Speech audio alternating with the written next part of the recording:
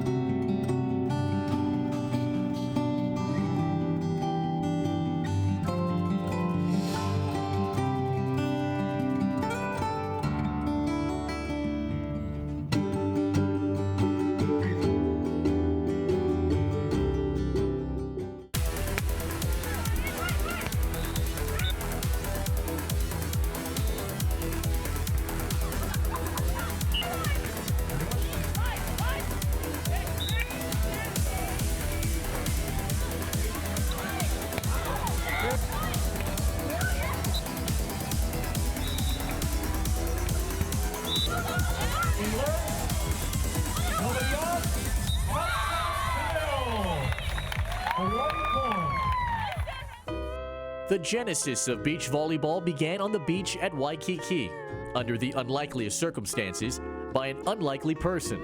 Waterman George Dad Center was well known as a canoe paddler and swimmer. Dad Center was my mother's brother. Uncle Dad was born on Christmas Day, 1888, in Kipahulu, Maui. His father was a very prominent sugar plantation manager. Dad Center ran the swim program at the Outrigger Canoe Club and was later the coach of the 1920 Olympic team, which included legendary gold medal winner Duke Kahanamoku. He was a big proponent of athletics and fitness, especially water sports like surfing and canoe paddling. But it was what he did by accident 5 years earlier that would revolutionize volleyball. In 1915, Dad Center was down at the old club, very close to the Royal Hawaiian, and there was very little surf, no organized canoe regatta, and he had an idea. He took off and went down to Theo Davies, where he was the manager of the sporting goods department, picked up a volleyball, fishing net, some lines, came back, and there was no proper place for the court at that time, so he went right down to the beach, low tide, and set it up right next to the water's edge, and played the first game of beach volleyball ever played. Throughout the years, as the sport grew and gained popularity, Dad Center was always there to influence young players to learn the sport and take it to new heights. Dad Center was just a very kind gentleman, and he was just very interested in the younger players. He had little tidbits for them to help them, and he was like a coach, a mentor, definitely a mentor, yeah. And he seemed very kind, just very interested in the kids and the sport. From that day in 1915, volleyball played on sand courts slowly evolved from a 6-player game into a 2-player game that would eventually become an Olympic sport in 1992. The beach game differs from its hard court counterparts in many ways. Although many of the fundamentals are the same, and the obvious differences in playing outdoors, there are subtle intricacies that come into play on the sand. Some differences between beach and indoor. Beach is definitely, there's just 2 people out there, so you just have to grind it out, and there's no one to sub you in and out, so you really have to mentally be tough and strong. There's different rules. You can't open hand tip, you have to pokey, little things like that. But yeah, it's definitely more challenging out here. They're forced to have ball control. You're forced to think on the fly and do analysis and be accountable in addition. The coaches aren't allowed to coach you during the match. So there's a lot of self-reflection and also teamwork that's a big part of the game. John Cook, head of the women's indoor national champions from Nebraska, has also discovered that training on the sand reaps benefits for his players as well. I said this several times in the Final Four. There was a couple plays we made, and I turned to my coaches and said, that was because of sand volleyball right there. And because those girls learn to make those type of plays. They learn how to play. And then our middle blockers love it. because they get to play volleyball. They're not specialized. They get to do everything. So they, and our middles play, and so they think this is the greatest thing ever. The footwork that's associated with beach volleyball just converts over and helps indoor players tremendously as well. But it's fantastic seeing these girls starting to play at younger ages as well. They're learning crucial fundamentals that you don't necessarily learn as quickly on the indoor side.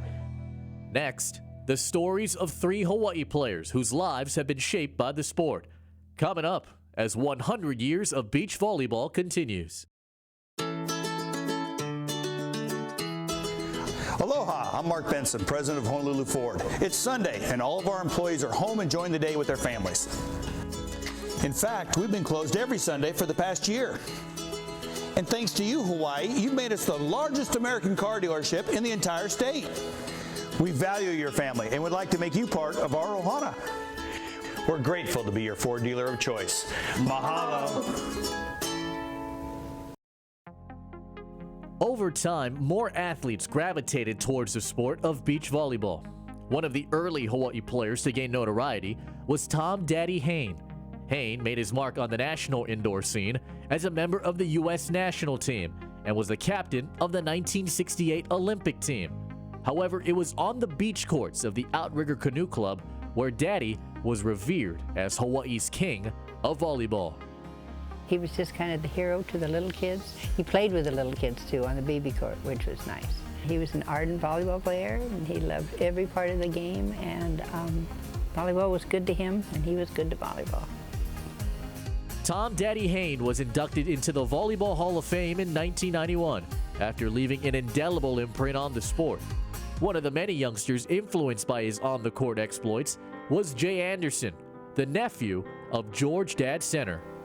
I remember groveling on the little baby court as a kid. I remember being 20 years old and playing with 8 or 10 friends at that age on the baby court.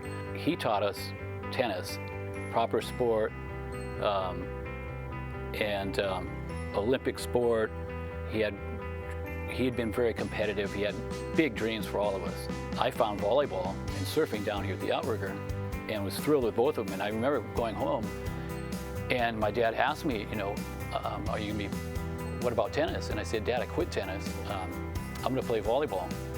And my Uncle Bob happened to be visiting. My father literally shed tears. I mean, when I said I'm quitting tennis and I'm gonna play this game of beach volleyball, he shed tears. And my uncle happened to be visiting, and he said, oh God, I can't even say what he said. He said, you young, ignorant kid, how can you throw away a great sport like tennis for this nothing sport of beach volleyball?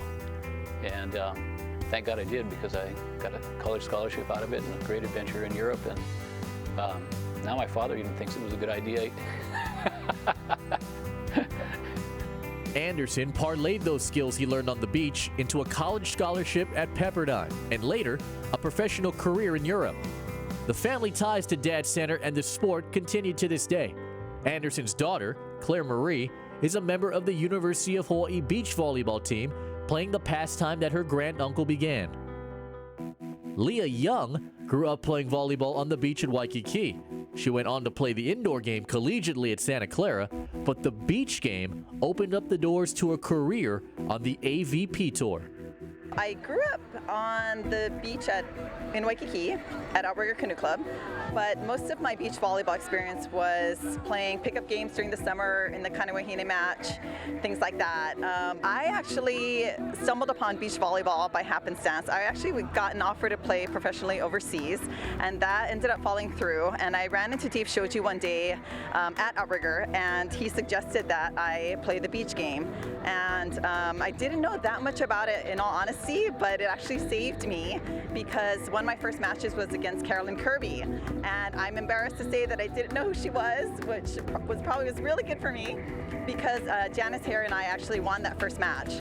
So my first AVP match, I was lucky enough to play with Janice Hare, and I also was lucky enough to train alongside Carrie Papinga and Lisa Strand-Ma'a. And so all of those women were huge influences on the beach game and the learning curve of the beach game for me. Young went on to play professionally around the world for a few years and was sponsored by Nike. When 100 years of beach volleyball returns, we'll take a look at how Hawaii has become a favorite destination spot for competitors from the U.S. and around the world.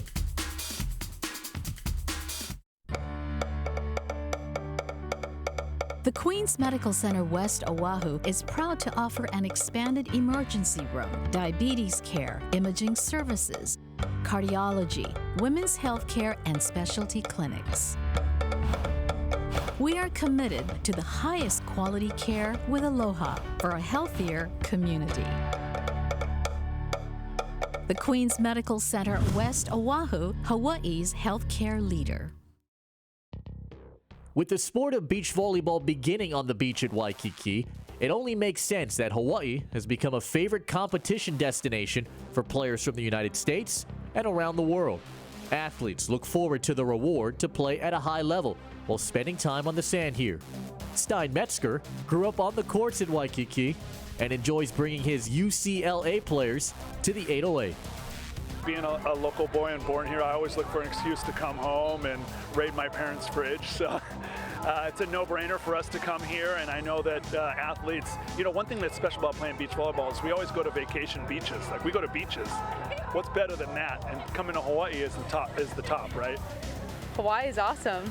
I've been here 3 times all for beach volleyball, so I mean, it's beautiful, the birthplace of beach volleyball. But yeah, this is an awesome place to play. It's beautiful weather. We always love coming out to Hawaii to play. The weather's always awesome. The competition is always great, and I love playing with my sister. Aww. What about you, McKenna? Why do you like playing here? Well, it's beautiful. It's like coming to paradise. We love the competition. We love the vibes that Hawaii has. We love the view. Yeah. It's been so much fun in Hawaii. I mean, we can't really complain. It's a perfect place to play beach volleyball, and the weather's been great so far. So I'm loving it. Hawaii's great year-round weather is attractive to teams looking to play outdoors during the fall and winter months. One such tournament, the Pac Rim Championships, played this past November at Waikiki and the University of Hawaii, featuring collegiate and international teams. This is an awesome experience for us. To bring in international competition in the fall and the non-traditional season is amazing. Thanks to Kevin Wong, Spike and Serve, putting it together. Our kids get an opportunity to play something other than themselves. And quite frankly, it's all the top teams from each of these other programs, an international competition and a team that is much older than us, the Japanese team. Well, I already told them, you guys just watch the Japanese team. If you play like that, you'll never hear any complaining from me, because their game is tight. They play at the highest level on the international level, and it's great to have our athletes get exposure to that and see how they play, and that's how they learn. These are some premier players. I mean, you have a team from Canada who has finished in international events, 2nd, 3rd, 4th place. You have a Japanese team that has played on the World Tour for 5, 6, 7 years. And then you have the reigning NCAA or AVCA champions and people that have played together, or, they played together at least a couple years. They were the pairs champion last year. Really good team. University of Hawaii coach Jeff Hall has enjoyed the benefits of playing top-notch competition months before his team's upcoming NCAA schedule. So what we'll do is we'll use this, we'll watch film from each match, we'll be a little more critical and kind of wrap up the fall and go, okay, here's what we need to work on coming into the spring. So again, it's a great opportunity to dissect the game, to get better, and with relatively little pressure. Katie Spieler and Heather Boyan of the University of Hawaii defeated Miki Ishii and Megumi Murakami of Japan in the UH versus World Challenge portion of the competition. Kelly Clays and Sarah Hughes went on to take the Pac Rim Finals over Megan and Nicole McNamara of Canada in 2 sets. Clays and Hughes returned to Oahu 4 months later as members of USC to win the Hawaii Invitational Tournament, which boasted teams from UH, LMU, USC, and Nebraska. John Cook, head coach of the Husker volleyball team, summed up his affinity for playing volleyball in the 50th state. For me, there's 2 places in the United States that really respect and admire volleyball. I mean, it's in the DNA of the people. The 2 places are Hawaii and Nebraska. And so to me, this reminds me a lot of Nebraska. Volleyball is a very big deal, and for our girls to come here, I mean, it's just always a great environment. People know volleyball, they're really into it. And again, for our girls, I mean, they get so excited about 2 weeks out before we come on this trip, because they get to come to Hawaii, play down here in Queens Beach. It's one of the highlights of the year. When we return, a look at how the growth of beach volleyball has translated into new opportunities for young players. Coming up next on 100 Years of Beach Volleyball.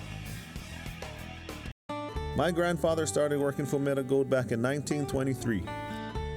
My dad retired from Metagold after 30 years of service. I remember Dad telling me and my brother Matt about the importance of integrity and dedication, especially when it came to work.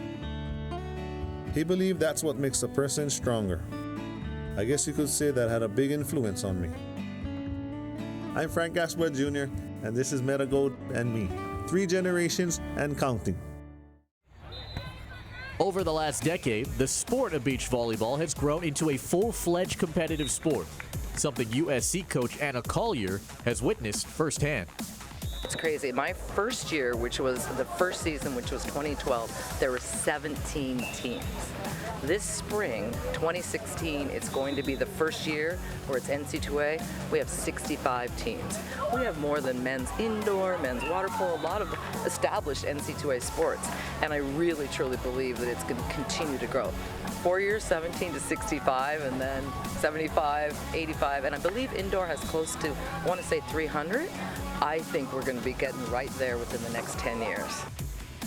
And for athletes, to be at the forefront of change into an NCAA championship sport is exciting. We're definitely stoked that NCAA recognizes us as an official sport now, and we're extremely excited to be able to be a part of the first year of its existence and the first year of beach volleyball at our school. So it's just an awesome opportunity for us. Can't wait to watch the game grow from here. Now that it's an NCAA sport, more kids are playing in high school, doing clubs, and just playing beach in high school, which is great to see. And so many more players are going to be so much more well off, you know, in the years to come. In May of 2016, Kelly Clays and Sarah Hughes were a part of the USC team that won the inaugural NCAA Beach Volleyball Championship, something they couldn't have imagined as youngsters. For me, it was a little different. I actually started playing beach volleyball when I was 8, but like you said, just growing up with it, I've kind of seen it from every angle. So I kind of dreamed of playing in college when I was in high school, but that wasn't an option until around like my sophomore, junior year. And seeing that, I got really excited, and I decided to go, you know, with my passion, and that was beach volleyball, and I decided to do that in college, and now it's first year of NC2A, so that's a huge step for everyone in the beach volleyball community, especially younger girls now who want to play in college, and now they have those opportunities too. So it's really great for our sport, and we love it. With the increase in schools adding the sport, the possibility of earning a college scholarship has grown, as well as the number of girls playing beach volleyball with those same goals in mind. If you do want to play beach only, there are 65 schools where you can go and do that. And that was unheard of. And for women and the growth of women's sports and the growth of beach volleyball, to be able to do that, it's a great new opportunity. On the recruiting side, because I go out there and look at girls that are freshmen, sophomore, juniors in high school, I can tell you that it's just completely exploding. Like, it's gone, the numbers have gotten huge. And the level at that age, the 16-year-olds are incredible. And it all comes from having this opportunity to go to college, get scholarships, and I think that you'll see on the international stage in about 10 years that USA is going to dominate because of this. I see a big growth in the junior circuit. You know, I had no idea until I started recruiting, and you just see these pockets, you know, of girls that are deciding to play maybe full-time beach and clubs forming all over the country. I mean, it's amazing. It's a great opportunity for girls to play and hopefully get fed into the college system. College volleyball is awesome, and it's awesome we're feeding into the AVP, and we're going to have a lot of high-level players coming into the AVP and the USA pipeline really early now, which is awesome and fun to see. Lots of improvement, and a lot of teams playing both indoor and beach, which is helping indoor programs get a lot better. In Hawaii, young players are getting the opportunity to shine in numerous youth tournaments, like the state championships broadcasted statewide on the beach at Waikiki. Back where it all began, just over a century ago, by Dad Center.